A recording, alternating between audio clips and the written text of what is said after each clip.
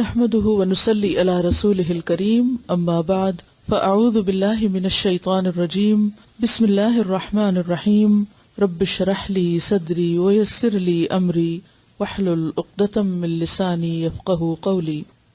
ایک دفعہ درود شریف پڑھ لیجیے.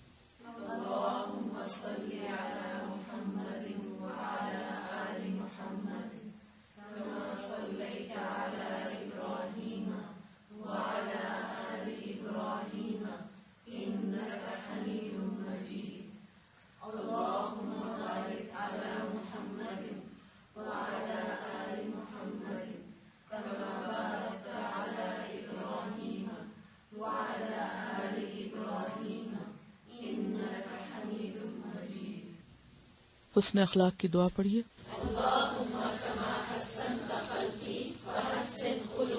دوسری دعا بھی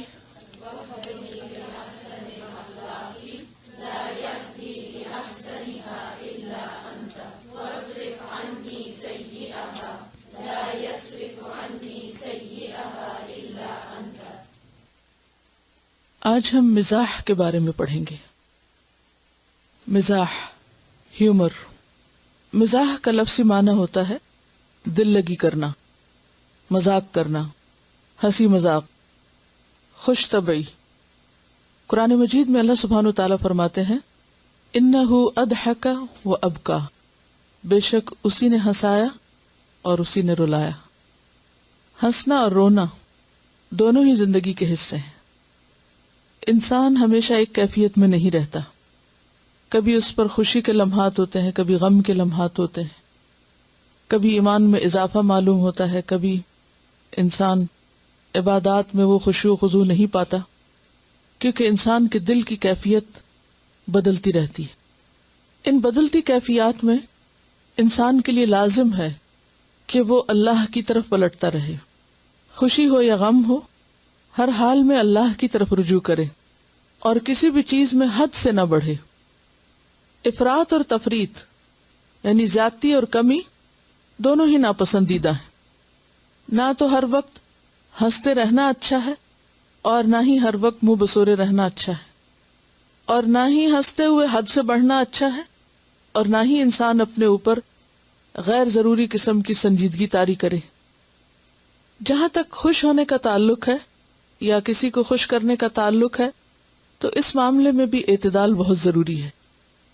بعض لوگوں کا مزاج اتنا کڑوا ہوتا ہے، اتنا روکھا پھیکا ہوتا ہے، انداز ایسا تحکمانہ ہوتا ہے کہ کسی سے بات کرنا پسند نہیں کرتے، اور اگر بات کریں بھی تو ہر بات میں دل توڑ دیتے ہیں. جہاں یہ رویہ ناپسندیدہ ہے وہاں ہنسی مذاق میں مسخرہ پن اختیار کرنا بھی ناپسندیدہ ہے. یہ ایک دوسری ایکسٹریم ہے. مسخرہ پن کیا ہوتا ہے؟ کسی کا مذاق اڑانا اور کسی کا مذاق اڑا کر خوش ہونا، کسی کو شرمندہ کر کے خوش ہونا، یا پھر فضول باتیں کرنا.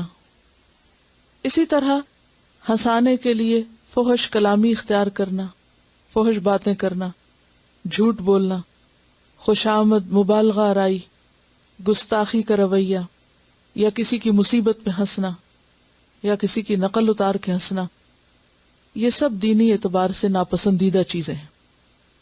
تو خشک مزاجی اور مسخرے پن کے بیچ میں ایک خوبصورت چیز ہے جس کا نام مزاح ہے، یعنی دوسرے کو خوش کرنا لیکن حق کے اندر، اعتدال کے اندر رہتے ہوئے، حدود کے اندر رہتے ہوئے.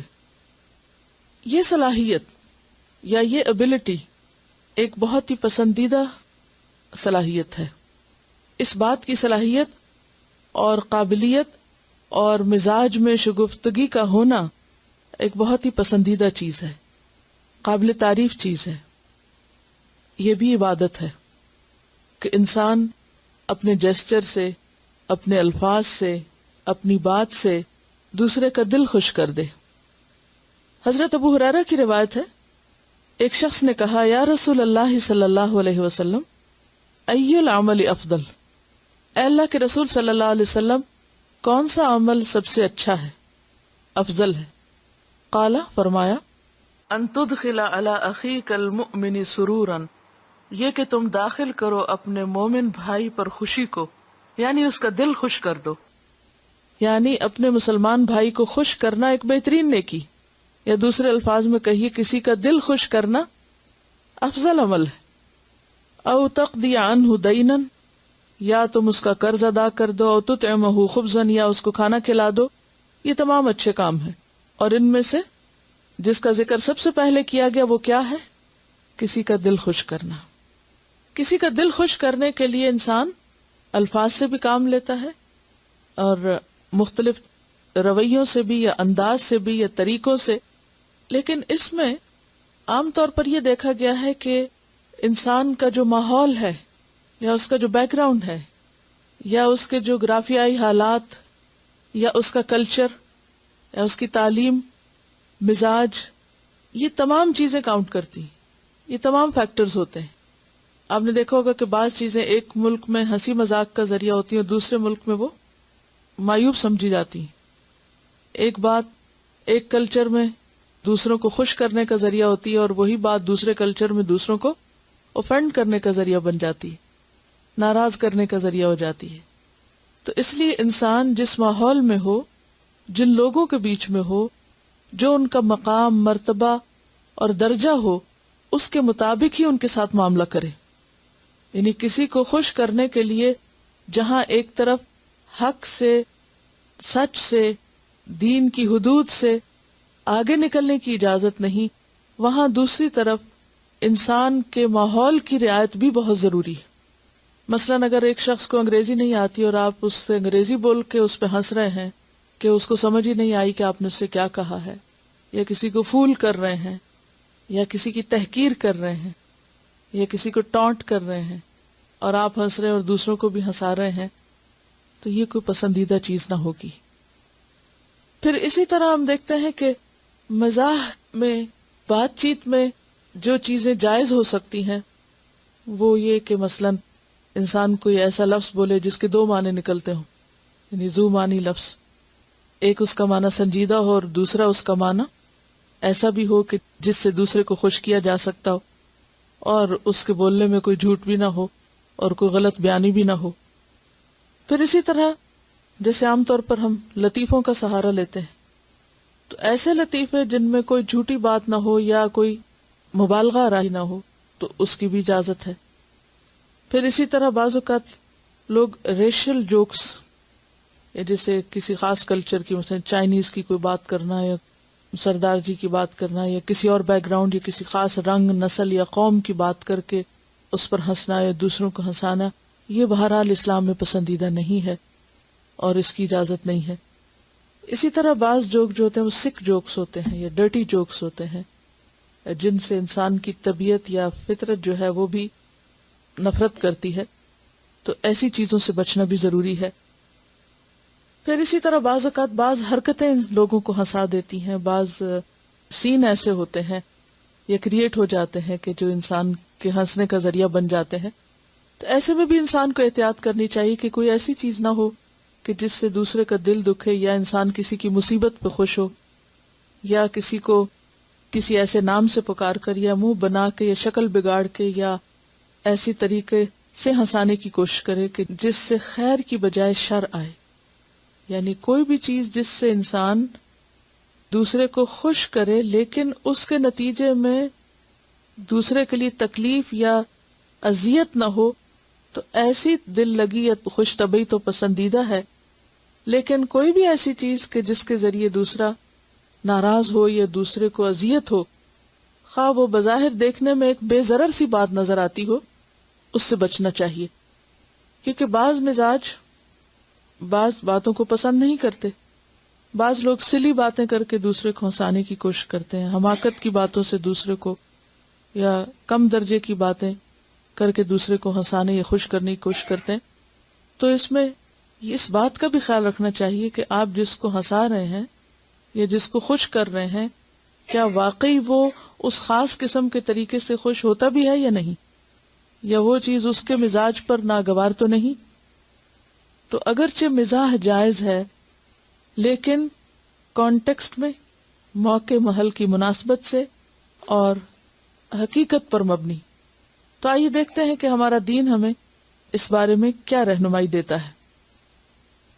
قال اللہ تعالی یا ایھا الذین آمنوا اتقوا اللہ وقولوا قولا سدیدا. اللہ سبحانہ وتعالیٰ کا ارشاد ہے، اے لوگو جو ایمان لائے ہو، اللہ سے ڈرو اور درست بات کیا کرو. قولا سدیدا، ٹھیک بات.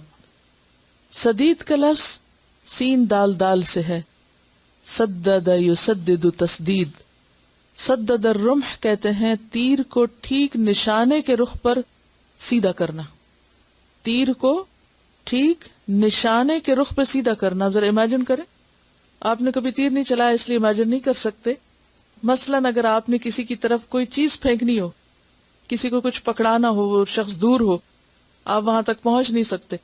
مثلاً ایک شخص نہر کے اس کنارے کھڑا اور آپ دوسرے پہ کھڑے، تو اب کیا ہے، ضرورت ہے آپ کو پھینکنے کی. تو اب کس طرح آپ پھینکیں گے؟ نشانہ لگا کے نا، پورے اینگل کو دیکھ کر کے واقعی یہ چیز اسی کو پہنچے. اور اگر اس کو نہ پہنچے، وہ نہر میں ہی گر جائے تو کیا ہوا؟ یہ نشانہ خطا ہوا، سدید نہیں ہے نشانہ.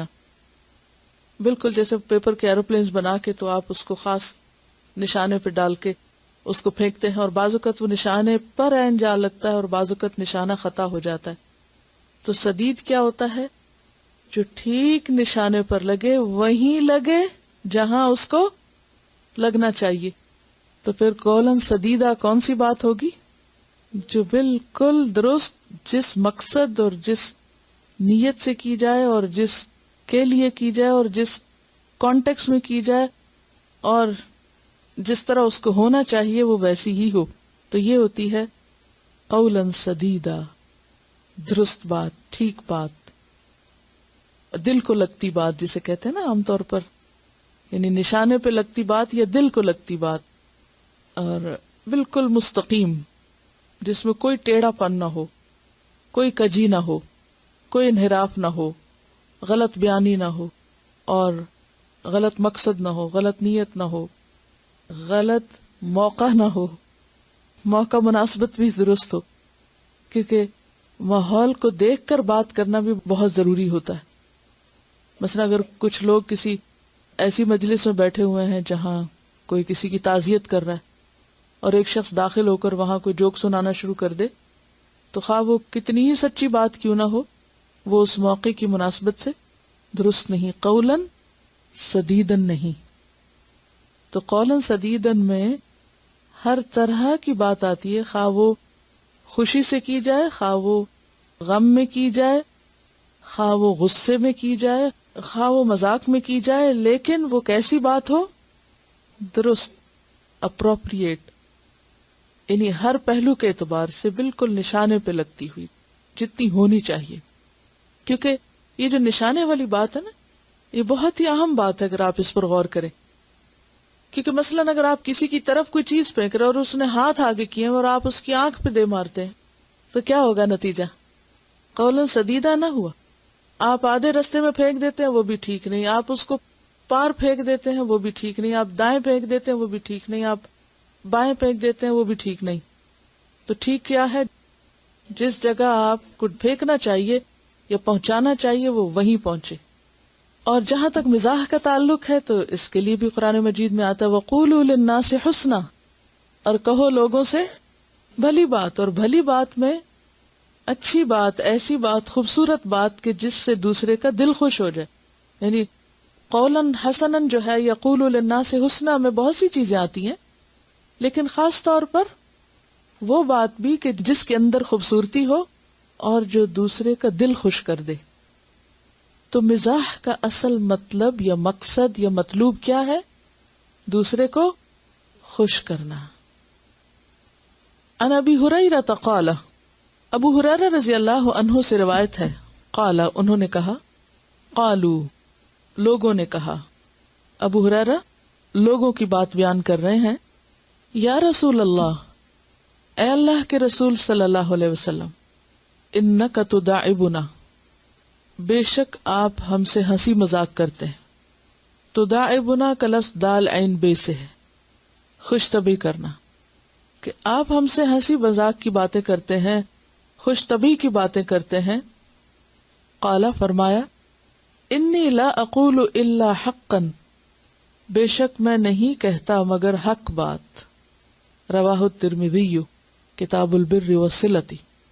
کہ صحابہ نے آپ سے پوچھا کہ آپ اللہ کے رسول ہیں اور آپ بعض اوقات ہمارے ساتھ ہنسی مذاق کرتے ہیں، تو آپ نے فرمایا کہ ہاں، لیکن ہنسی مذاق میں بھی میں درست بات کرتا ہوں، حق بات کرتا ہوں، سچی بات کرتا ہوں، جو کرنی چاہیے وہی کرتا ہوں، ناحق نہیں کہتا، حد سے نہیں بڑھتا. عن سماک بن حرب، سماک بن حرب سے روایت ہے، قال انہوں نے کہا، قلت لجابر بن سمرۃ اکنت تجالس رسول اللہ صلی اللہ علیہ وسلم؟ قال نعم.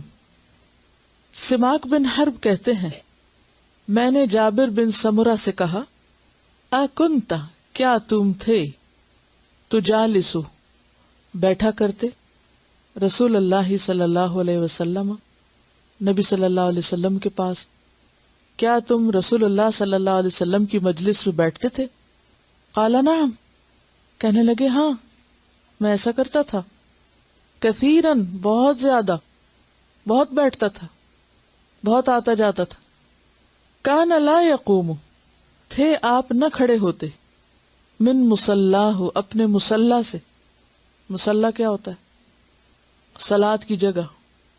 الذی یصلی فیہ الصبح، وہ جگہ جس میں آپ صبح کی نماز پڑھتے، یعنی فجر کی نماز کے بعد آپ اپنی نماز کی جگہ سے کھڑے نہیں ہوتے تھے.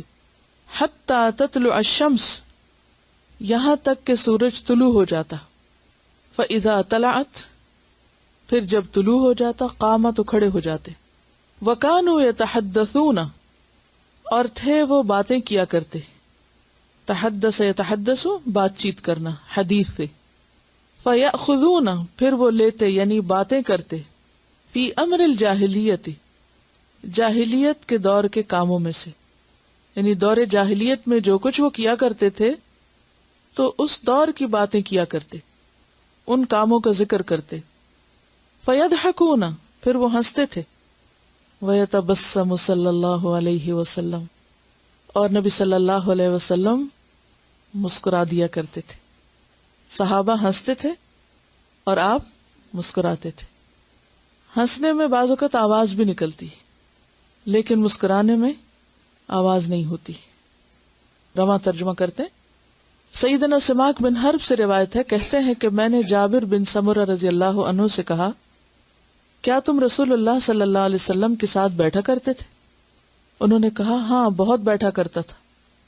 آپ جہاں فجر کی نماز پڑھتے وہاں سے آفتاب نکلنے تک نہ اٹھتے، یعنی سورج نکلنے تک نہ اٹھتے.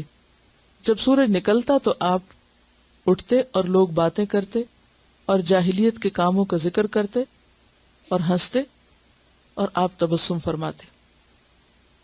اس حدیث سے ہمیں بہت سی باتیں پتہ چلتی ہیں. پہلی بات تو یہ ہے کہ صحابہ کرام سے لوگوں کے سوال نبی صلی اللہ علیہ وسلم کے دور اور آپ کے طریقوں اور آپ کی عادات اور آپ کی شخصیت کے بارے میں ہوتے تھے.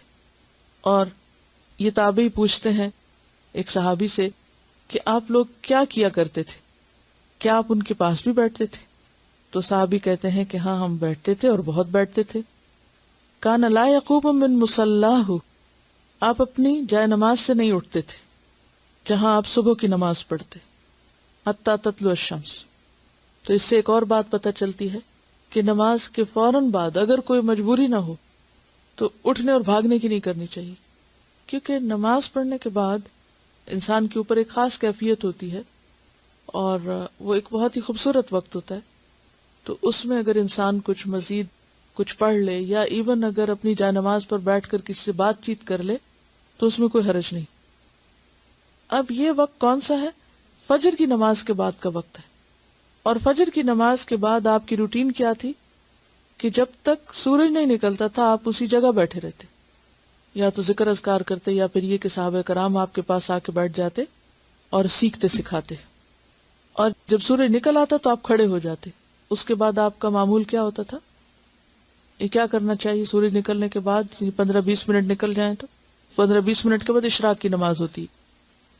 اب یہ جو وقت تھا، نماز وغیرہ ہوگی، سب کام کاج ہو گئے، تو اس میں لوگ بات کرتے تھے. اس سے کیا پتہ چلتا ہے؟ اشراق سے پہلے بات چیت کی جا سکتی ہے، اور یہ بات چیت جو تھی یہ ایک علمی بات بھی ہوتی تھی، اور اس میں علمی باتوں کے علاوہ دیگر باتیں بھی ہوتی تھی۔ تو اس سے کیا پتہ چلتا ہے کہ نبی صلی اللہ علیہ وسلم کی مجلسوں میں صرف سنجیدہ باتیں نہیں ہوتی تھی، بلکہ ہلکی پھلکی باتیں بھی ہوتی۔ کس لیے؟ کیونکہ انسانی طبیعت ہے کہ ایک خاص وقت کے بعد انسان کے اندر سنجیدہ بات لینے کا مادہ ختم ہو جاتا ہے۔ کہا یہ جاتا ہے کہ 50 منٹ کا وقت ایسا ہوتا ہے کہ جس میں انسان پوری طرح کنسنٹریٹ کر سکتا ہے، اور اس کے بعد انسان کی جو کنسنٹریشن ہے وہ 100% نہیں رہتی۔ تو اس میں کیا ہے کہ جو شخص تعلیم دینے والا ہو اسے چاہیے کہ ایک وقت میں سنجیدہ تعلیم دینے کے بعد بیچ میں کوئی ایسی ہلکی پھلکی بات چیت کرے کہ جس سے لوگوں کا ذہن اس سے ہٹ جائے، یا دوبارہ جب بات شروع ہو یا دوبارہ ایک سنجیدہ کام شروع ہو تو اس سے پہلے وہ فریش ہو جائے اور پھر اس قابل ہو جائے کہ پوری طرح بات کو لے سکے۔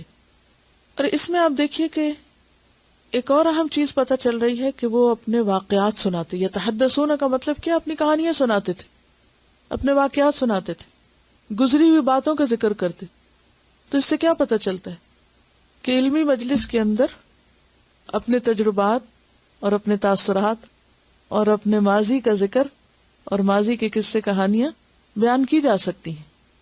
اور پھر یہ کہ بعض باتیں ایسی ہوتی تھی کہ جو لا علمی میں کی ہوئی تھی، اور وہ لا علمی کے دور کی باتیں، یعنی بعض اوقات انسان کو اپنے کیے پہ خود ہی ہنسی آتی کہ میں کتنا بے وقوف تھا، میں یہ کیا کرتا رہا۔ تو صحابہ کرام اپنی باتیں سناتے اور اس پر ایک دوسرے کے ساتھ ہنسی مذاق بھی کرتے، اور آپ صلی اللہ علیہ وسلم ان کی باتیں سن کر مسکراتے رہتے۔ اس سے کیا سیکھا آپ نے؟ عمل کی کیا بات سیکھی؟ اب یہ جو میں آپ سے پوچھتی ہوں نا، اچھا آپ نے کیا سیکھا؟ آپ نے پوری تفسیر کے دوران آپ نے دیکھا کہ ایک سرٹن آیت کی تفسیر کرنے کے بعد پھر خواہ کسی بھی نوعیت کی آیتیں، پھر آپ کا تھوڑا سا وقت کہ اچھا اب آپ بولیں۔ اب یہ اگر آپ نہ بولیں تو اور بات ہے، لیکن یہ ہے کہ اس کا مقصد یہی ہوتا ہے کہ گفتگو کے دوران وہ جو ایک بوجھل کیفیت ہے وہ دور ہو جائے، اور دوسرے لوگوں کا بھی انپٹ ہو، اور دوسرے لوگوں سے بھی بات سن کر مزید جو ذہن کی جلا ہوتی ہے۔ یعنی آپ دیکھیں کہ اگر ایک ہی شخص بولتا رہے تو اس میں کیا ہے؟ آپ ایک ہی سے سیکھ رہے ہیں، لیکن جب آپ ایک دوسرے سے سیکھتے ہیں، یعنی ایک ہوتا ہے اپ ورڈ سیکھنا اور ایک ہوتا ہے ہاریزونٹلی سیکھنا، کہ ایک تو آپ استاد سے سیکھتے ہیں اور پھر آپ اپنے ساتھیوں سے سیکھتے ہیں، ایک دوسرے کے تجربات سے سیکھتے ہیں، کیونکہ ہر شخص کی زندگی ایک کتاب ہے۔ ہر شخص کی زندگی میں کچھ نہ کچھ ایسی چیزیں ہیں کہ جس سے انسان فائدہ اٹھا سکتا ہے۔ ہنسانے والی باتیں ہوتی ہیں وہ عام طور پر بہت اپرائٹ اور بہت عقل والی باتیں نہیں ہوتی، عقل کے درجے سے گری ہوئی باتیں ہوتی ہیں عام طور پر، لیکن ایک شخص جس کے اندر تقویٰ ہوتا ہے وہ ہنسی مذاق میں بھی بہت زیادہ عقل سے گری ہوئی بات نہیں کرتے، بے وقوفی اور حماقت کی بات نہیں کرتا۔ اور دوسری بات یہ کہ گستاخی کی بات نہیں ہوتی، کوئی ایسا مذاق جس میں اللہ یا رسول یا دین کی گستاخی شامل ہو جائے وہ ہنسنے کی بات نہیں ہوتی۔ ایک مومن کے لیے اس میں کوئی ہنسنے کی بات نہیں ہوا کرتی۔ فن تو ہے مگر حق سے ہٹا ہوا نہیں، چھوٹ نہیں، اور کسی کو اذیت دینا نہیں، نہ ہی کسی کو تانا دینا، نہ کسی کی غیبت، اور پھر اپنے حالات کا ذکر کرنا جو ہے وہ اپنے اوپر ہی ہنسنا ہے۔ اگر اپنی حماقت کو بیان کرتا ہے یا اپنے اوپر ہنستا ہے تو ٹھیک ہے، اسے حق ہے، لیکن کسی پہ ہنستا ہے تو وہ پھر دوسرے کے لیے دل آزاری کا سبب ہو جاتا ہے۔ ایسی باتیں کہ جس میں کسی کے لیے کوئی سبق نہ ہو وہ تو نہیں کرنی چاہیے۔ ان کا سوال یہ ہے کہ ان کو یوں محسوس ہوتا ہے کہ اپنی جاہلیت کی یا جہالت کی باتیں نہیں کرنی چاہیے، وہ ٹھیک ہے، لیکن اگر کوئی ایسی بات کہ جو بامعنی ہو یا اس میں کسی کے لیے سبق ہو تو اس کے کرنے میں کوئی حرج نہیں، لیکن لایانی باتیں، فضول باتیں جن میں کوئی سبق نہیں، کوئی نہ کسی کی خوشی، اور صرف اپنے آپ ہی کی باتیں کرتے رہنا جو دوسروں کے لیے بعض اوقات دل آزاری کا سبب بن جاتی ہیں، تو وہ درست نہیں ہے۔ یہ آ رہا ہے نا یتحدثون فی امر الجاہلیہ، جاہلیت کے کاموں کا، یعنی دور جاہلیت میں جو کام کرتے تھے ان کا ذکر کیا کرتے تھے۔ ضروری نہیں کہ کسی پرسن کو ڈسکس کریں، یعنی جاہلیت کے کام مراد ہیں یہاں، یعنی دور جاہلیت میں جو کام ہوتے تھے اس سے متعلق ہے۔ اب چند ایک واقعات میں آپ کو سناؤں گی نبی صلی اللہ علیہ وسلم کی زندگی سے کہ آپ کا ہنسی مزاح جو ہے وہ کس قسم کا ہوتا تھا اور اس کا انداز کیا تھا۔ عن انس ان رجلا اتى النبي صلی اللہ علیہ وسلم فقال یا رسول اللہ احملنی، فقال النبي صلی اللہ علیہ وسلم انا حاملوك على ولد ناقة، قال وما اصنع بولد الناقة، فقال النبي صلی اللہ علیہ وسلم وهل تلد الابل الا النوق۔ عن انس رضی اللہ عنہ سے روایت ہے ان رجلا کہ ایک شخص، اور ایک دوسری روایت میں حضرت ام ایمن کے بارے میں آتا ہے، اتن نبی صلی اللہ علیہ وسلم، نبی صلی اللہ علیہ وسلم کے پاس آیا، فقال تو کہا یا رسول اللہ، اے اللہ کے رسول صلی اللہ علیہ وسلم، احملنی سوار کیجئے مجھے یا سواری بخشیے مجھے۔ فقال النبی، تو نبی صلی اللہ علیہ وسلم نے فرمایا، انا بے شک ہم، حاملو کا سوار کرنے والے ہیں تجھ کو، علی ولد ناقۃ اونٹنی کے بچے پر، ہم تمہیں اونٹنی کا بچہ دیں گے سواری کے لیے، یہ مراد ہے۔ قال وہ کہنے لگا وما اصنع بولد الناقہ، میں اونٹنی کے بچے کے ساتھ کیا کروں گا، یعنی اس کو میں لے کے کیا کروں گا، اس پہ کیسے سواری کروں گا۔ فقال النبی، تو فرمایا نبی صلی اللہ علیہ وسلم نے، وہل تلد، اور کیا جنتی ہے، الابل اونٹ کو، الا النوق سوائے اونٹنی کے، یا اونٹنیوں کے سوا کوئی اور جنتا ہے اونٹ کو۔ حضرت انس رضی اللہ عنہ سے روایت ہے کہ ایک شخص نے رسول اللہ صلی اللہ علیہ وسلم سے سواری طلب کی، آپ نے فرمایا سواری کے لیے میں تجھ کو اونٹنی کا بچہ دوں گا۔ اس نے کہا میں اونٹنی کے بچے کو کیا کروں گا؟ رسول اللہ صلی اللہ علیہ وسلم نے فرمایا اونٹ کو بھی اونٹنی ہی جنتی ہے، یعنی اونٹ بھی تو اونٹنی کا بچہ ہی ہے۔ تو اس میں مزاح کس چیز میں پایا جاتا ہے؟ دراصل اونٹ اونٹنی کا بچہ ہے، یعنی جو میں تجھے دوں گا وہ اونٹنی کا ہی بچہ ہے نا، کسی اور نے جنا ہے اس کو، کسی اور کا تو نہیں، اونٹنی کا ہی بچہ ہے۔ رواہ ابی داؤد۔ یہ جو نوق لفظ ہے نا، یہ ناقتن کی جمع ہے، ناقتن کہتے ہیں اونٹنی کو، اور نوق ہے اونٹنیاں، اس کی جمع ناق بھی ہوتی ہے اور نوق بھی، اور اونق بھی ہوتی ہے، اور نیاق بھی، ناقات بھی۔ چند ایک اور مثالیں۔ ایک مرتبہ نبی صلی اللہ علیہ وسلم نے ایک لکڑی حضرت عائشہ کی طرف پھینکی، جیسے ابھی بات ہو رہی تھی نا، کوئی چیز کسی کی طرف پھینکنا تو ایسے پھینک سکتے ہیں، وہ آپ کے پاؤں پہ جا لگی۔ کس کے پاؤں پہ لگی؟ حضرت عائشہ کے۔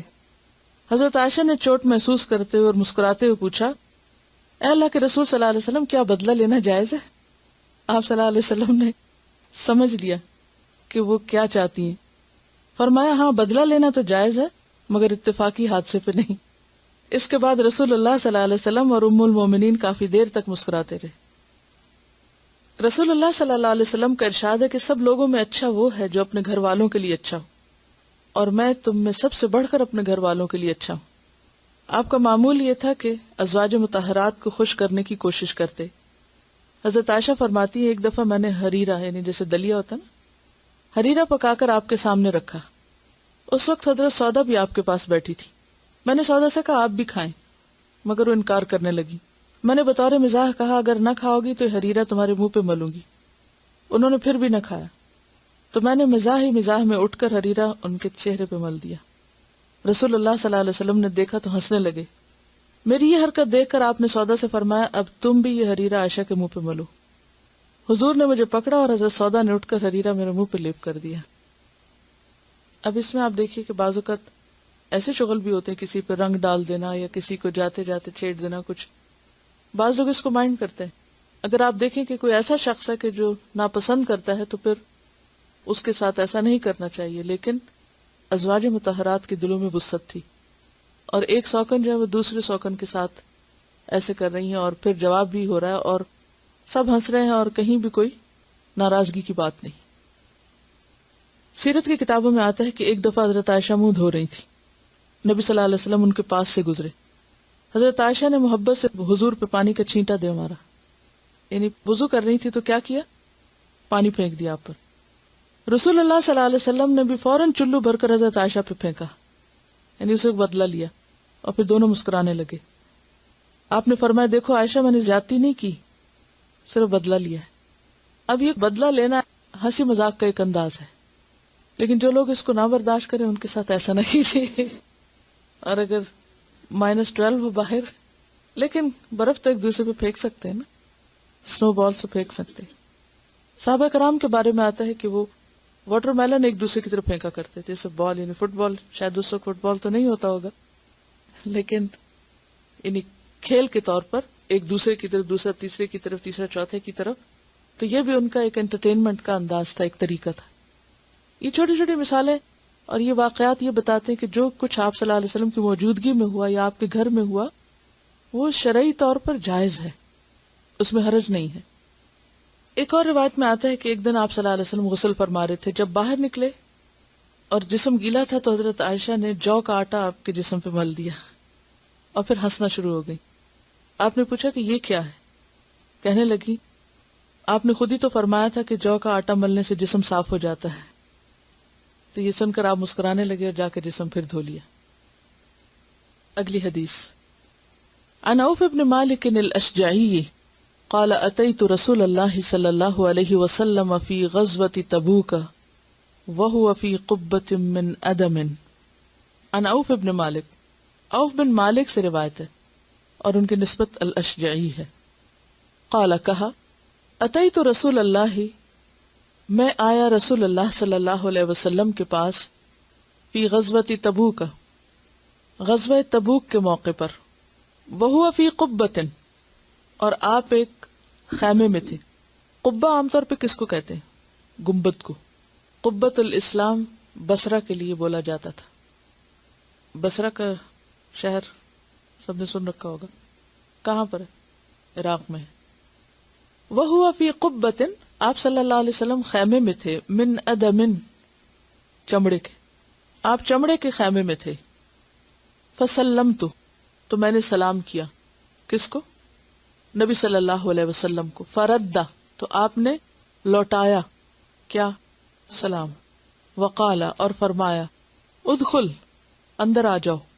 فقلت، تو میں نے کہا اکلی، کیا میں سارے کا سارا اندر آ جاؤں؟ یا رسول اللہ صلی اللہ علیہ وسلم، اے اللہ کے رسول صلی اللہ علیہ وسلم. قال، فرمایا کلک، سارے کے سارے، پورے کے پورے. فدخلت، تو میں داخل ہو گیا. رواہ ابی داؤد کتاب الادب. سیدنا عوف بن مالک الاشجعی سے روایت ہے کہ میں غزوہ تبوک میں رسول اللہ صلی اللہ علیہ وسلم کے پاس آیا. آپ چمڑے کے خیمے میں تھے. میں نے سلام کہا. آپ صلی اللہ علیہ وسلم نے جواب دیا اور فرمایا اندر آ جاؤ. اصل میں وہ خیمہ بہت چھوٹا تھا، یعنی بہت چھوٹا سا تھا، ظاہر سفر میں تھے. تو میں نے کہا کہ کیا میں پورے کا پورا آ جاؤں؟ یعنی وہ آنا اندر مشکل تھا. یعنی آپ یوں امیجن کریں کہ کوئی شخص ایسی جگہ پہ آپ کو بلا رہا ہے جہاں آپ نے کھڑے ہونے کی جگہ، ایسی جیسے لفٹ میں بعض اوقات بہت سارے لوگ اندر ہوتے ہیں تو جو نیا آنے والا ہو اس کے لیے مشکل سے جگہ بنتی. تو ایسے ہی چھوٹا سا خیمہ تھا اور اس میں اتنی جگہ نہیں تھی. تو انہوں نے کیا کہا کہ اچھا پورا ہی اندر آ جاؤں، یعنی جگہ تو نہیں ہے تو میں آ جاؤں سارے کا سارا، یا میں آ سکتا ہوں اس طرح؟ تو آپ نے فرمایا آ جاؤ. اصل میں بہت سے جوکس جو ہوتے ہیں نا وہ سچویشن پر بھی ڈیپینڈ کرتے ہیں. اب الفاظ میں وہ پڑھ کے بات اس طرح نہیں بنتی. اس میں ویسے تو ہنسنے کی کوئی بات نہیں ہے یا خوش ہونے کی کہ اگر کوئی کسی سے پوچھے کہ اچھا اندر آ جاؤ، کہ آ جاؤ، تو اس میں کیا ہنسی کی بات ہے بظاہر. لیکن سچویشن پر ڈیپینڈ کرتا ہے کہ کس سچویشن میں کس کو اندر آنے کے لیے کہا جا رہا ہے. بعض اوقات ایسا بھی ہوتا ہے نا کہ کچھ لوگ بیٹھ کے کچھ کام کر رہے ہوتے اور آپ پاس سے گزر رہے ہوتے، تو آپ ازراہ مذاق ان کو کوئی نہ کوئی سوال کر دیتے ہیں یا کوئی بات کر دیتے ہیں، تو اس سچویشن سے ایک امیوزمنٹ کی کیفیت پیدا ہو جاتی ہے. تو یہ اسی طرح کا ہے. وہ کہتے ہیں کہ پھر میں پورے کا پورا اندر داخل ہو گیا.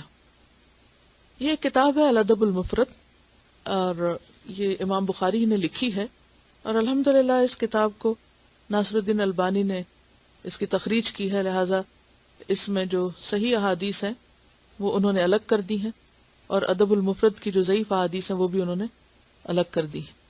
تو اس میں آپ کے مزاح کے بارے میں بہت خوبصورت کچھ واقعات موجود ہیں. ان انس بن مالک، حضرت انس بن مالک سے روایت ہے، قالا کہتے ہیں ان کان النبی صلی اللہ علیہ وسلم لیخالطنا حتی یقول لأخ لی صغیر یا ابا عمیر ما فعل النغیر. انس بن مالک کہتے ہیں کہ نبی صلی اللہ علیہ وسلم ہم سے مل جل کر رہتے تھے، یہاں تک کہ میرے چھوٹے بھائی کو کہا اے ابو عمیر تمہارے نغیر کا کیا ہوا. نغیر کہتے چھوٹی چڑیا کو. انہوں نے ایک چھوٹا سا پرندہ پالا ہوا تھا، تو آپ نے بچے کے ساتھ اس کی خوش کرنے والی بات یا اس کو جس چیز سے دلچسپی تھی اس کا پوچھ کر اس کا دل خوش کیا. تو اس سے یہ پتہ چلتا ہے کہ آپ صلی اللہ علیہ وسلم کی شگفتہ مزاجی صرف بڑوں کے ساتھ ہی نہیں ہوتی تھی بلکہ بچوں کے ساتھ بھی وہ مزاح کیا کرتے تھے. عام طور پر لوگ بچوں کو اگنور کر دیتے ہیں، یعنی ان کی طرف پوری طرح توجہ نہیں دیتے، یا وہ جس چیز میں دلچسپی لیتے ہیں اس سے ان کو دلچسپی نہیں ہوتی. تو کسی کے لیے بھی خوش کن بات کیا ہو سکتی ہے؟ اس کی دلچسپی کی بات کرنا. تو مزاح جو ہے وہ کچھ خاص الفاظ بولنے کا نام نہیں ہوتا، یا کچھ خاص حرکتیں کرنے کا نام نہیں ہوتا، یا کچھ خاص چیزیں پڑھنے اور سنانے کا نام نہیں ہوتا. مزاح دراصل ایک ایسی ابیلٹی ہوتی ہے، ایک ایسی صلاحیت ہوتی ہے کہ جس سے انسان موقع کی مناسبت سے حالات کے مطابق دوسرے کو خوش کرنے کا سامان ڈھونڈ لیتا ہے، کوئی ذریعہ پیدا کر لیتا ہے. یہ صلاحیت کہاں سے پھوٹتی، کہاں سے آتی؟ کہیں سے سیکھی جاتی ہے، انسان کے اپنے اندر ہوتی، اور اس کا تعلق انسان کی ذہانت سے بھی ہوتا ہے، موقع شناسی سے بھی ہوتا ہے. لیکن اگر انسان کی نیت اور ارادہ یہ ہو کہ اس کو دوسرے کا دل خوش کرنا ہے، کیونکہ کسی کا دل خوش کرنا ایک بہترین نیکی ہے، تو پھر انسان کوئی نہ کوئی ایسا بہانہ ڈھونڈ لیتا ہے. اور جن لوگوں کے بیچ میں انسان رہتا ہے یا جو اس کے آس پاس ہوتے ہیں ان کا وہ مزاج شناس بھی ہوتا ہے. اور اگر نہیں تو ہونا چاہیے کہ وہ کون سی باتیں جو دوسرے کو خوش کرتی، کس بات سے دوسرا ہنس سکتا ہے، کون سی باتیں جو دوسرے کو ناراض کرتی ہیں، کون سی باتیں جو میرے لیے تو بہت خوشی کی ہیں یا مجھے تو ہنساتی ہیں لیکن دوسرے کے لیے اس میں کوئی انٹرسٹ کا سامان نہیں. تو اس میں بنیادی طور پر دوسرے کے مزاج کی رعایت رکھنا، اس کے انٹرسٹ کا، اس کے شوق کا، اس کی دلچسپی کا اور اس کی خوشی کا، اگر یہ ساری چیزیں سامنے رکھ کر انسان کوئی چیز کرتا ہے تو اس سے ہنسی مذاق بھی عبادت بن جاتا ہے. عام طور پر لوگوں کو بچوں سے کمیونیکیٹ کرنے میں مشکل پیش آتی، لیکن اس حدیث سے پتہ چلتا ہے کہ بچوں سے دوستی کیسے کی جا سکتی ہے، بچوں کو کس طرح کچھ سکھایا جا سکتا ہے اور کس طرح ان کا انٹرسٹ ڈیولپ کیا جا سکتا ہے کسی بھی کام کے کرنے میں. اب بچوں کو جتنا شوق ہوتا ہے اپنے کھلونوں سے یا اپنے پرندوں سے یا پیٹ سے، وہ آپ نے دیکھا ہوگا کہ جب وہ ان کو وہ دکھائی دیتے ہیں تو کچھ اور دکھائی نہیں دیتا، وہ کسی اور چیز کی طرف توجہ نہیں کرتے. اب اگر وہ کسی اور چیز میں مشغول ہیں اور آپ ان کو کوئی سنجیدہ بات سنانے کھڑے ہیں تو وہ تو ان کے بالکل اوپر سے گزر جائے گی. تو پہلے کیا کرنا ہے کہ جس چیز میں وہ مشغول ہیں اس سے متعلق بات، اور جب وہ سمجھے کہ ہاں واقعی آپ کو بھی انٹرسٹ ہے اس سے، تو پھر وہ کھلیں گے اور پھر وہ مزید بات سننے کے بھی قابل ہوں گے. یعنی قولاً سدیدہ جو موقع کی مناسبت سے بھی اور پھر مزاج شناسی کے ساتھ. اچھا، یہ ساری چیزیں اسی وقت ہو سکتی ہیں جب آپ کو انسانوں میں انٹرسٹ ہو. اگر آپ انسان بیزار ہیں تو پھر آپ کو کوئی چیز بھی خوش نہیں کر سکتی.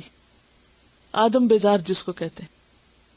بعض لوگ ہوتے ہیں کہ ان کو ملنا جلنا، کسی سے سوشلائز کرنا، بات چیت کرنا پسند نہیں ہوتا. وہ بعض اوقات اس کو دین کے خلاف سمجھتے ہیں، تقوی کے خلاف سمجھتے ہیں. تو یہاں بتانے کا مطلب یہ ہے کہ ہمارا دین جو ہے وہ صرف خشک باتوں کا نام ہی نہیں اور صرف سنجیدہ باتوں کا نام ہی نہیں، اس میں ہنسی مذاق کی بھی گنجائش ہے. ہاں، اس کی بھی شرائط ہے کہ وہ حق کے مطابق ہو. طبیعت ہلکی پھلکی ہو جاتی ہے، آپ کو ایک خاص انرجی ملتی ہے، آپ کا سٹریس ریلیز ہو جاتا ہے اور آپ بہتر طور پر اچھے کام کرنے کے قابل ہوتے. یعنی جیسے ہم نے شروع میں بات کی تھی کہ ہر چیز میں اعتدال ضروری. اگر آپ مزاح میں بھی اس کے یعنی کہ ہر وقت آپ کے اوپر ایک وہی کیفیت طاری ہے، آپ سنجیدہ موقعوں پر بھی ہنسی مذاق کر رہے ہیں، آپ کسی وقت سنجیدہ ہو کر ہی نہیں دیتے، تو یہ بھی ایک ناپسندیدہ کیفیت ہے. کسی بھی چیز کا حد سے بڑھنا اس کی حیثیت کھو دیتا ہے اور اس کا پھر دوسرا ایفیکٹ شروع ہو جاتا ہے. اس کے بارے میں ہم دیکھتے ہیں کہ نبی صلی اللہ علیہ وسلم نے جو تعلیم دی ہے، ان رسول اللہ صلی اللہ علیہ وسلم قال، نبی صلی اللہ علیہ وسلم نے فرمایا، ثلاث منجیات، تین چیزیں نجات دینے والی ہیں، وثلاث مہلکات، اور تین چیزیں ہلاک کرنے والی ہیں. فاما المنجیات، وہ چیزیں جو نجات دینے والی ہیں، فتقوی اللہ فی السر والعلانیہ، اللہ کا تقوی چھپ کر بھی اور اعلانیہ بھی، والقول بالحق، اور حق بات، فی الرضا والسخط، رضامندی کی حالت میں بھی اور ناخوشی کی حالت میں بھی، والقصد، اور اعتدال، فی الغنى والفقر، دولت مندی کی حالت میں بھی اور فقر میں بھی، یعنی فقیری کی حالت میں بھی. وَأَمَّا الْمُهْلِكَاتِ، اور ہلاک کرنے والی چیزیں یہ ہیں، هَوًى مُتَّبِعٌ، ایسی ہوا یعنی خواہش جس کے پیچھے لگ جائے انسان، اپنی خواہش کے پیچھے چلنا، خواہشات کی پیروی کرنا، یعنی کسی بھی چیز کا ایسا کریز ہو جانا کہ باقی سب کچھ بھول کر صرف اسی کے پیچھے لگ جائے انسان. یو گو آفٹر اٹ، ہر وقت اسی کے پیچھے اور وہی کچھ کرتے چلے جانا. وَشُحٌّ مُطَاعٌ، حرص کی پیروی. وَإِعْجَابُ الْمَرْءِ بِنَفْسِهِ، اور انسان کا اپنے آپ کو اونچا سمجھنا، اپنے آپ سے خوش ہونا، خود پسندی. وَهِيَ أَشَدُّهُنَّ، اور یہ جو تیسری ہلاک کرنے والی چیز ہے یہ سب سے زیادہ شدید ہے. وہ خواہش نفس بھی بہت انسان کے لیے نقصان دہ ہے جس کے پیچھے لگ جائے انسان، اور اسی طرح حرص، لالچ، اور پھر اپنے آپ کو ہی سب کچھ سمجھنا، اور اپنے کاموں پہ، اپنی باتوں پہ، اپنی چیزوں پر حیران ہونا، پسند آنا ان کا اور خوش ہونا، اور یہ بھی تکبر ہی کی ایک قسم بن جاتی. پھر اسی طرح ہنسی مذاق میں جو جھوٹ کا عنصر شامل ہوتا ہے یا ناحق باتیں ہوتی ہیں، ان کے بارے میں بھی حدیث ہے. نبی صلی اللہ علیہ وسلم نے فرمایا، ان الرجل لیتکلم الکلمۃ یضحک بها جلساءہ یہوی بها ابعد من الثریا، بے شک بندہ ایک ایسا کلمہ ادا کرتا ہے جس سے وہ اپنے ساتھیوں کو ہنساتا ہے، لیکن اسی کی بنا پر وہ سریا سے بھی دور جگہ سے اٹھا پھینکا جاتا ہے. یعنی پاؤں کا پھسلنا کم درجے کی تکلیف دہ چیز ہے بنسبت زبان کے پھسلنے سے. زبان کی لغزشیں اور زبان سے ایسی باتوں کا نکلنا کہ جو انسان کے دین ایمان کے لیے نقصان دہ ہوں، وہ کہیں زیادہ مہلک ہیں. قال رسول اللہ صلی اللہ علیہ وسلم، لا يبلغ العبد صریح الایمان حتی یدع المزاح والکذب ویدع المراء وان کان محقا. رسول اللہ صلی اللہ علیہ وسلم نے فرمایا، کوئی بندہ صریح ایمان کی حالت کو نہیں پہنچ سکتا، یعنی اس کا ایمان خالص نہیں ہو سکتا جب تک کہ وہ مزاح اور جھوٹ کو نہ چھوڑ دے اور جھگڑے کو نہ چھوڑ دے، خواہ وہ حق پر ہی کیوں نہ ہو. تو کیا بات اس سے پتہ چلتی ہے کہ ہنسنا اور ہنسانا اچھی بات ہے، لیکن کسی کو ہنسانے کے لیے انسان غلط بیانی سے کام لے یا کوئی ایسی بات کرے کہ جس کے ذریعے دوسرے کا دل ٹوٹ جائے یا دوسرے کا نقصان ہو جائے. بعض اوقات لوگ مجلس میں بیٹھ کر ایسی باتیں شروع کر دیتے ہیں کہ جس سے کسی دوسرے کی تحقیر ہو یا بے عزتی ہو، یا بعض اوقات کچھ لوگ ہمیشہ کے لیے اپنا کانفیڈنس لوز کر جاتے ہیں. گھر میں بعض اوقات ایسا ہوتا ہے نا کہ کسی بچے کی چھوٹی چھوٹی باتوں پہ ہنسنا شروع کیا جاتا ہے، اور پھر وہ بچہ بولتا نہیں ڈر کے مارے، یا بولتا تو اس کے منہ سے اٹکتے ہوئے الفاظ نکلتے ہیں، یا اپنا کانفیڈنس سارا لوز کر جاتا ہے، تو پوری شخصیت مسخ ہو جاتی ہے. اب ہم کیا کر رہے ہیں؟ خود بھی خوش ہو رہے ہیں، دوسروں کو بھی کر رہے ہیں، اور ہم اس کو جسٹیفائی کرتے ہیں کہ اسلام میں ہنسنا ہنسانا کوئی بری بات ہے. لیکن کسی کی زندگی کی قیمت پہ ہنسنا ہنسانا اور کسی کی شخصیت کو مسخ کر کے ہنسنا ہنسانا، یہ بہت بڑا سودا ہے، یہ بہت ہی نقصان دہ چیز ہے. آپ دیکھیں کہ عام طور پر ہمارے جوکس یا ہنسنے کی چیزیں کیا رہ گئی ہیں؟ دین، مولوی کی بات، مولوی کا نام لے کر یا داڑھی کی بات کر کے یا پائنچے اٹھا کے یا پھر جو بھی کچھ سنتیں ہیں ان کا مذاق اڑا کے. تو ایسی چیزوں پر تو کبھی بھی شریک نہیں ہونا چاہیے. قرآن مجید میں کیا آتا ہے کہ اگر تم کسی مجلس میں دیکھو کہ دین کی باتوں کا مذاق اڑایا جا رہا ہے تو پھر کیا کرو؟ وہاں نہ بیٹھو، وہاں سے اٹھ جاؤ. ہاں اگر وہ کسی اور بات میں مشغول ہوں تو پھر ان کا ساتھ دو. پھر یہ کہ اگر کسی کھانے میں سے ایک چھوٹا سا ہاتھ لگا کے کسی کے اوپر مل دیا ہے تو وہ تو ایک اور چیز ہے، اور ایک پورا کھانا اٹھا کے کسی کے اوپر پھینک دینا اور ضائع کرنا، یہاں کھانا ضائع کرنے کی بات نہیں، تھوڑا بہت اگر لگا دیا کسی کو، جیسے اپٹن کو لگا لیتا تو وہ اس مقصد کے لیے تو نہیں لگاتے کہ اس کو کھانے کو ضائع کریں. اس طرح تو کچھ بھی جو ہم اپنے اوپر ملتے ہیں، مثلا لوشن ملتے تو بھی ضائع ہو رہا ہے یا کچھ بھی، تو اس میں بے حرمتی کا پہلو نہ ہو اور ضائع کرنے کا نہ ہو، لیکن تھوڑا بہت لے کے اگر ذرا سے بھی ہاتھ مل دیا تو اس سے فرق نہیں پڑتا. پھر یہ کہ ہر چیز کے اندر اعتدال اور ہر چیز کے اندر ایک یعنی لمٹ میں رہنا ضروری ہے. مزاح اور چیز ہے اور مذاق اڑانا الگ چیز ہے. ایک اور بات بھی یاد رکھنی چاہیے کہ ہر چیز میں جو اعتدال کا پہلو ہے وہ سامنے رہنا چاہیے. سنجیدگی میں بھی اعتدال، ہنسی مذاق میں بھی اعتدال، یعنی کوئی بھی چیز حد سے نہیں بڑھنی چاہیے. مثلا حد سے زیادہ ہنسنا جو ہے اسے ناپسندیدہ قرار دیا گیا. حدیث میں آتا ہے کہ یہ الادب المفرد ہی کی حدیث ہے، عن ابی ہریرہ قال قال رسول اللہ صلی اللہ علیہ وسلم اقل وفی روایت لا تکثر الضحک. ایک روایت میں آتا ہے کہ کم ہنسا کرو، اور دوسری میں آتا ہے ہنسنے میں زیادتی نہ کرو، کثرت سے مت ہنسو. یعنی ہنسنا تو جائز ہے لیکن زیادہ ہنسنا برا ہے. فإن کثرت الضحک تمیت القلب، کیونکہ ہنسی کی زیادتی دلوں کو مردہ کر دیتی، دل بے حس ہو جاتے ہیں. ایک اور حدیث میں آتا ہے خرج النبی صلی اللہ علیہ وسلم علی رہط من اصحابہ یضحکون ویتحدثون. نبی صلی اللہ علیہ وسلم کچھ صحابہ کے پاس سے گزرے جو باتیں کر رہے تھے اور بہت ہنس رہے تھے. فقال، تو آپ نے فرمایا والذی نفسی بیدہ، قسم اللہ کی جس کے ہاتھ میں میری جان ہے، لو تعلمون ما اعلم، اگر تم کو پتا چل جائے جو میں جانتا ہوں، لضحکتم قلیلا، تو تم کم ہنسو، ولبکیتم کثیرا، اور بہت رو. ثم انصرف، پھر آپ چل دیے، وابکی القوم، اور قوم کو رلا دیا، یعنی وہ جو ہنس رہے تھے وہ رونے لگ گئے. وأوحى اللہ عز وجل الیہ، تو اللہ سبحانہ وتعالی نے آپ کی طرف وحی کی، یا محمد لا تقنط عبادی، کہ اے محمد صلی اللہ علیہ وسلم میرے بندوں کو مایوس نہ کرو. فرجع النبی صلی اللہ علیہ وسلم، تو نبی صلی اللہ علیہ وسلم پلٹ کے ان کی طرف آئے. فقال ابشروا، فرمایا خوشخبری پاؤ. وسددوا، اور درست ہو جاؤ. وقاربوا، اور قریب ہو جاؤ. یعنی اعتدال کی تعلیم. پہلے وہ بہت زیادہ ہنس رہے تھے، آپ نے ایسی بات کی کہ وہ رونے لگ گئے، تو اللہ سبحانہ وتعالیٰ نے کیا فرمایا کہ ان دونوں کے بیچ میں، اور اصل دین ہے یہ اعتدال کا نام. ہنسنے کے وقت ہنسنا درست ہے، لیکن ہنستے ہوئے لوگوں کو رلانا درست نہیں. یا عین اس وقت جب کہ لوگ ہنس رہے ہوں اس وقت بہت زیادہ سنجیدہ بات کر کے لوگوں کو گلٹ میں مبتلا کرنا، وہ درست نہیں. یعنی یہ تو کہا جا سکتا ہے بھی کم ہنسو، تھوڑا ہنسو، جیسے آپ نے ایک دوسری جگہ پر فرمایا کہ کم ہنسو. لیکن ہنستے ہوئے لوگوں کو رلا دینا یا پھر روتے ہوئے لوگوں کے بیچ میں کوئی جوک چھوڑ کے ان کو ہنسانا شروع کر دینا، یہ چیز ٹھیک نہیں.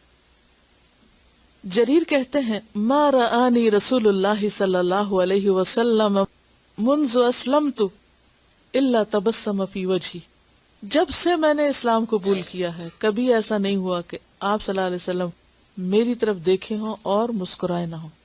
یعنی یہ صحابی کیا کہتے ہیں کہ آپ جب بھی مجھے دیکھتے تھے مسکراتے تھے. اچھا ایک اور بات کہ بعض اوقات ہم ہنسانے کے لیے یا کسی کے ساتھ مذاق کرتے ہوئے اس کی چیزیں چھپا دیتے ہیں اور اس کو ہنسی مذاق کا ایک ذریعہ بنا لیتے ہیں. جیسے شادی کے موقع پر جوتا چھپائی کی ایک رسم ہوتی ہے، اور اس موقع کو پھر کیا سمجھتے ہیں کہ یہ کیا ہے، ایک کھیل تماشے کا وقت ہے، یا پھر کسی کا ویسے کوئی سامان اٹھا کے چھپا دیا یا آگے پیچھے کر دیا. تو آپ کا کیا خیال ہے کہ اس بارے میں کیا حکم ہے دین کا؟ ایسا کیا جا سکتا ہے؟ یہ پریشان کرنے والی بات ہے اور اس سے منع کیا گیا ہے. نبی صلی اللہ علیہ وسلم نے فرمایا لا یأخذ احدکم متاع صاحبہ لاعبا، کوئی شخص کسی کے ساتھ کھیل کرتے ہوئے یا کسی کے ساتھ ہنسی میں اس کی چیز نہ چھپائے. یعنی کسی کی چیز چھپا کے ہنسنا یا اس کو ہنسی کا ذریعہ بنانا یہ ناپسندیدہ ہے. ولا جادن، اور نہ ہی سیریسلی. فَإِذَا أَخَذَ أَحَدُكُمْ عَصَا صَاحِبِهِ فَلْيُرُدَّهَا إِلَيْهِ، اور اگر کسی نے کسی کی کوئی عصا وغیرہ یا ضرورت کی چیز چھپا لی تو چاہیے کہ اس کو لوٹا دے. بعض اوقات ایسا ہوتا ہے نا کہ جیسے کوئی شخص گھر سے نکلنے لگا اور دوسرے نے کیا کیا، اس کا جوتا چھپا دی. اب وہ حسب عادت پہنچا اپنی جگہ پر اور دیکھتا کہ جوتا نہیں.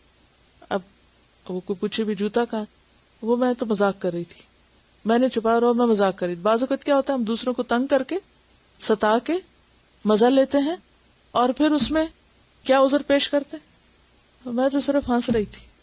لو اتنا تھوڑا دل، اتنی سی ہنسی بھی برداشت نہیں، پھر الٹا تانا دے کے اور اس کو خوار کرنا. ان حرکتوں سے بھی گریز کرنا چاہیے. یعنی کوئی ایسی ہنسی کہ جس میں دوسرے کی اذیت کا سامان ہو، اس سے بچنا چاہیے. اور یہ میں نے آپ کو کتاب میں سے صحیح الادب المفرد سے سنائی ہے، یعنی حدیث بھی صحیح ہے. یہ بات درست ہے، رونا بھی چاہیے. یعنی جس طرح ہنسنا اچھا ہے، اسی طرح مختلف مواقع پہ رونا بھی بہت اچھا ہے، وہ بھی ضروری ہے. لیکن موقع کی مناسبت سے ہی بات ہونی چاہیے. اس میں تبلیغ کی ایک بہت زبردست حکمت پتہ چلتی ہے، اور وہ کیا ہے کہ جب لوگ ایک خاص بات میں، ایک خاص سبجیکٹ میں، ایک خاص چیز میں مشغول ہوں تو ان کو اچانک کوئی ایسی بات نہ کہو کہ وہ شوق میں چلے جائیں یا اسے قبول نہ کریں یا پھر وہ دین سے نفرت کرنے لگے. ہمارے ایسے رویے بعض اوقات لوگوں کو پٹ آف کر دیتے ہیں. اب اگر ایک شخص رو رہا ہے تو آپ اس کو زبردستی ہنسانا شروع کر دیں، یا کوئی شخص غصے میں ہے اور آپ اس کا مذاق اڑانا شروع کر دیں. یہ چیزیں درست نہیں ہیں. دوسرے کی رعایت کرنا اور دوسرے کی نفسیات کو سمجھنا اور دوسرے کے حالات کو سامنے رکھتے ہوئے معاملہ کرنا، یہ بہت ضروری ہے. یہ بتا رہی ہیں کہ کچھ بچیاں، جو کچھ لوگ ہنس رہے تھے آپس میں، اور پیچھے سے کسی نے ان کو کہا کہ کیا تم لوگوں کو جنت کی بشارت مل گئی جو اتنا ہنس رہے. یعنی ہنستے ہوئے لوگوں کو تانا دے کے اور ان کو سنپ کرنا اور ان کو چپ کرانا اور دینداری کے نام پہ یہ کرنا، یہ انتہائی ناپسندیدہ چیز ہے. آپ کو وہ واقعات یاد ہوں گے جس میں آتا ہے کہ ایک عورت نے آپ صلی اللہ علیہ وسلم سے سوال کیا کیا میں جنت میں جاؤں گی، تو آپ نے فرمایا کہ بوڑھی عورتیں جنت میں نہیں جائیں گی. ایک اور روایت میں آتا ہے کہ ایک نابینا شخص آیا اور اس نے کہا کہ کیا نابینا لوگ جنت میں جائیں گے، تو آپ نے فرمایا نابینا لوگ جنت میں نہیں جائیں گے. تو پریشان ہو گئے تو آپ نے فرمایا کہ نابینا بینا ہو کر جائیں گے، یعنی جنت میں کوئی نابینا نہیں ہوگا. اچھا، یہ کتاب ہے رسول اللہ صلی اللہ علیہ وسلم کی مسکراہٹیں. اس میں بہت سے واقعات آپ کو ملیں گے. ایک موقع پہ صحابہ بیٹھے ہوئے تھے تو ایک شخص نے کہا کہ اللہ کے رسول صلی اللہ علیہ وسلم، میں سفر پر گیا ہوا تھا اور میرے بت نے مجھے بہت فائدہ دیا، بت نے مجھے بہت فائدہ دیا. اب یہ بات جو تھی وہ ایک ایسی بات ہے کہ جس میں بت تو فائدہ نہیں دیتے، اور آپ کی تو ساری تعلیم یہی تھی. تو کہنے لگے اصل بات یہ ہے کہ جب میں سفر میں تھا تو مجھے بہت بھوک لگی، تو میرے پاس ستو تھا تو میں نے ستو کا بت بنایا اور پھر اس کو توڑ کے کھا لیا، تو اس نے مجھے بہت فائدہ دیا. تو اس میں حقیقت میں کیا ہے کہ بت کی توہین ہے بیسیکلی، کہ اس کو میں نے کھا لیا اور وہ اپنے آپ کو بچا نہیں سکا. ایک اور واقعہ بھی ہے کہ ایک مرتبہ ایک عورت رسول اللہ صلی اللہ علیہ وسلم کی خدمت میں حاضر ہوئی اور اپنے شوہر کا کچھ ذکر کرنے لگی کہ میرا شوہر ایسا ایسا ہے. تو آپ نے فرمایا اچھا تیرا شوہر وہی ہے نا جس کی آنکھ میں سفیدی. تو وہ آپ کے مذاق کو نہیں سمجھ سکی، تو کہنے لگی نہیں اللہ کے رسول صلی اللہ علیہ وسلم، میرے شوہر کی آنکھیں تو بالکل بے داغ ہیں. تو اس کو یہ یاد نہیں رہا کہ ہر شخص کی آنکھ میں سفیدی ہوتی ہے. ایک دفعہ آپ صلی اللہ علیہ وسلم نے ایک شخص سے پوچھا تمہارے ماموں کی بہن تمہاری کیا لگتی ہے؟ تو وہ سوچ میں پڑ گئے. تو اللہ کے رسول صلی اللہ علیہ وسلم مسکرا کے کہا کہ تمہیں اپنی ماں بھول گئی ہے، وہی تو تیرے ماموں کی بہن ہے. اور یہ جو گٹلیاں پھینکنے والا واقعہ ہے، ایک دن رسول اللہ صلی اللہ علیہ وسلم اپنے ساتھیوں کے ساتھ تشریف فرما تھے کہ کسی نے کچھ کھجوریں تحفے میں بھیجی. نبی صلی اللہ علیہ وسلم نے حکم دیا کہ کھاؤ، خود بھی کھانے لگے. حضرت علی بھی تھے جو ان میں سب سے کم عمر تھے. نبی صلی اللہ علیہ وسلم نے کھجوریں کھا کر گٹلیاں حضرت علی کے سامنے رکھنا شروع کر دی. صحابہ کرام نے دیکھا تو انہوں نے بھی ایسے ہی کیا، ہر چیز میں آپ کو فالو کرتے تھے. جب کھانے سے فارغ ہو گئے تو آپ نے فرمایا بتاؤ سب سے زیادہ کھجوریں کس نے کھائی ہیں؟ صحابہ نے کہا اللہ کے رسول جس کے آگے سب سے زیادہ گٹلیاں ہیں. تو حضرت علی فوراً بولے جنہوں نے گٹلیاں تک نہیں چھوڑی وہ سب سے زیادہ کھا گئے. اس پر سب صحابہ ہنس پڑے. حضرت انس صاحب صلی اللہ علیہ وسلم کے خادم تھے اور بہت توجہ سے آپ کی بات سنا کرتے تھے، یعنی بہت دھیان دیتے تھے. تو آپ بعض اوقات ان کو 2 کانوں والے کہہ کے پکارتے تھے. اب بات یہ ہے کہ اس میں تو کوئی جھوٹی بات نہیں، ہر شخص کے 2 کان ہیں. انیس کہہ کے بھی پکارتے تھے. ایک موقع پر آپ صلی اللہ علیہ وسلم نے فرمایا کہ آگ سے بچو خواہ کھجور کا آدھا ٹکڑا ہی کیوں نہ ہو, اور اگر وہ نہ ہو تو اچھی بات کر کے, یعنی کسی کا دل خوش کر کے. یعنی آگ سے بچنے کا ایک ذریعہ کیا ہے کہ صدقہ کرے انسان, اور اگر کسی کے پاس کوئی صدقے کی چیز نہیں تو کیا کرے, کسی کو اچھی بات بتا دے, کسی کا دل خوش کر دے. تو اس سے کیا پتہ چلتا ہے کہ مزاح ایک عبادت ہے, کثرت نہ ہو, ہر وقت یہی کچھ نہ انسان کرتا رہے, لیکن ہلکی پھلکی گفتگو انسان کی بوریت کو, انسان کے بوجھل پن کو, مشقت کو دور کر دیتی. ایک صحابی تھے, ان کا نام ظاہر تھا. ایک ہوتا نا زاہد, زاہد نہیں رے کے ساتھ, جس کی تصغیر زہیر ہوتی ہے, ظاہر زوئے سے نہیں ہے, زائی سے. تو وہ سیاہ فام تھے, حبشی تھے, اور دیہات میں رہتے تھے. تو کبھی کبھی آپ کے پاس کچھ تحفے وغیرہ بھیجتے رہتے, اور بعض اوقات اپنی چیزیں وہاں سے لا کے شہر میں بیچا کرتے تھے. تو ایک دفعہ کچھ بیچ رہے تھے تو آپ صلی اللہ علیہ وسلم پاس سے گزرے, تو آپ کی نظر ان پہ پڑی. تو آپ صلی اللہ علیہ وسلم نے جا کر ان کو پکڑا اور لوگوں سے کہا, کون ہے جو اس غلام کو اتنے داموں میں خرید لے گا, یعنی کہ کون ہے جو اس کو خریدے گا مجھ سے. تو کہنے لگے کہ اللہ کے رسول صلی اللہ علیہ وسلم, یہ تو بڑے گھاٹے کا سودا ہوگا, کیونکہ اس غلام کی کوئی قیمت نہیں. تو آپ نے فرمایا اللہ کے ہاں اس کی بہت بڑی قیمت ہے. تو اس سے آپ دیکھیں کہ جیسے اپنے کسی ساتھی کو پیچھے سے جا کے پکڑ لینا, بعض اوقات ہم آنکھوں پہ ہاتھ رکھ دیتے نا, کوئی بیٹھا ہوتا تو کسی کی آنکھوں پہ ہاتھ رکھ دینا, یا یہ کہ جا کے کسی کا ہاتھ پکڑ کہنا کہ اچھا کون اسے خریدے گا, یا اس طرح کی چھوٹی چھوٹی چیزیں کہ جس سے ایک ماحول جو ہے وہ ہلکا پھلکا ہو جائے, تو اس کی اجازت ہے. پھر آخر میں یہی کہوں گی کہ مزاح پسندیدہ ہے, اچھا ہے, لیکن حد کے اندر, اور بہت زیادہ بے فائدہ باتیں کرنا اللہ کو ناپسند ہے. ان اللہ کرہ لکم, اللہ تعالیٰ کو ناپسند ہے کیا, ٹیل و کال, بے فائدہ باتیں, یعنی بہت زیادہ بے مقصد باتیں نہیں کرنی چاہیے. اور ایک آخری چیز یہ کہ کبھی بھی ہنساتے ہوئے کسی کا مذاق نہ اڑائے, نہ کسی کے بولنے کا, اور نہ کسی کی شکل کا, اور نہ کسی کی چال کا, اور نہ کسی کے کام کا. یعنی کسی کی نقل اتار کر دوسروں کو ہنسانا سب سے ناپسندیدہ قسم ہے ہنسانے کی. اور اس میں نبی صلی اللہ علیہ وسلم نے فرمایا کہ خواہ مجھے اتنی اور اتنی دولت بھی مل جائے تو بھی میں کبھی کسی کی نقل نہ اتاروں گا, کہ بڑی سے بڑی قیمت بھی ملے تو نقل نہیں اتاروں گا. تو نقل نہیں اتارنی چاہیے کسی کی. وآخر دعوانا ان الحمد للہ رب العالمین. سبحانک اللہم وبحمدک نشہد ان لا الہ الا انت نستغفرک ونتوب الیک. السلام علیکم ورحمۃ اللہ وبرکاتہ.